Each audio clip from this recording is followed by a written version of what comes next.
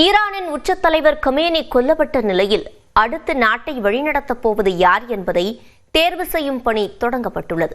ஈரானில் வானளாவிய அதிகாரம் மிக்க உச்ச தலைவரை தேர்வு செய்வது யார், அவர் எப்படி தேர்வு செய்யப்படுகிறார் என்பதை இந்த தொகுப்பில் பார்க்கலாம். சுப்ரீம் லீடர் எனப்படும் உச்ச தலைவர் பதவிதான் ஈரானின் மிக உயர்ந்த பதவியாகும்.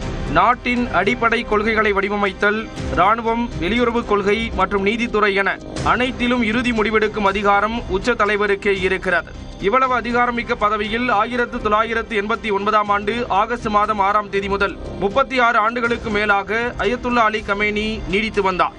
இந்நிலையில் அமெரிக்காவின் தாக்குதலில் ஈரான் உச்ச தலைவர் அலி கமேனி கொல்லப்பட்டதால் ஈரான் அரசியலமைப்பு சட்டப்படி புதிய உச்ச தலைவர் தேர்ந்தெடுக்கப்படும் வரை 3 பேர் கொண்ட குழு நாட்டை வழிநடத்துகிறது.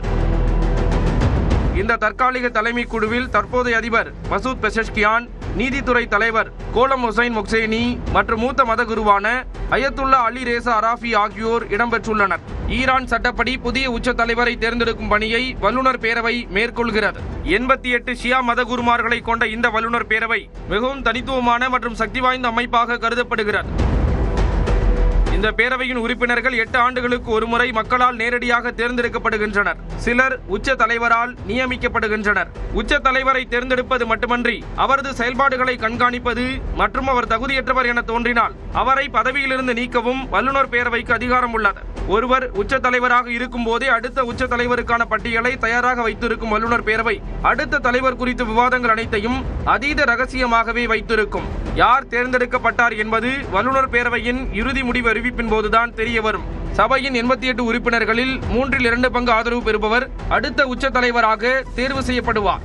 ஈரானின் அரசியலமைப்பு சட்டத்தின்படி உச்ச தலைவர் பதவி காலியானால் அடுத்த 50 நாட்களுக்குள் புதிய தலைவரை தேர்ந்தெடுக்க வேண்டியது கட்டாயமாகும். அதன்படி புதிய உச்ச தலைவரை தேர்வு செய்யும் பணியை வல்லுநர் பேரவை தொடங்கிவிட்டதாகவும் ஓரிரு நாட்களில் புதிய உச்ச தலைவர் தேர்வு செய்யப்படுவார் என்றும் ஈரான் வெளியுறவுத்துறை அமைச்சர் அப்பாஸ் அரக்சி தெரிவித்துள்ளார். இந்நிலையில் இடைக்கால உச்ச தலைவராக கமேனியின் மகன் மொஜ்தபா கமேனி தேர்வு செய்யப்படுவார் என எதிர்பார்க்கப்பட்ட நிலையில் அயத்துல்லா அலி ரேசா அராஃபி நியமிக்கப்பட்டுள்ளார். 67 வயதான மூத்த மத குருவான அலி ரேசா மறைந்த உச்ச தலைவரான அலி கமேனியின் நம்பிக்கையை பெற்று அரசாங்கத்தில் பல முக்கிய பொறுப்புகளை வகித்தவர். மத குருக்களுக்கு பயிற்சி அளிக்கும் பல்கலைக்கழகத்தின் தலைவராகவும் கார்டியன் கவுன்சில் எனும் அரசமைப்பு சட்டக்குழுவிலும் அலி ரேசா இடம்பெற்றிருந்தார். கமேனியை போலவே அடிப்படைவாத கொள்கைகளை கடைபிடித்து வருபவரான அலி ரேசா ஈரானின் அடுத்த உச்ச தலைவராக தேர்வாக வாய்ப்பு உள்ளதாக கூறப்படுகிறது.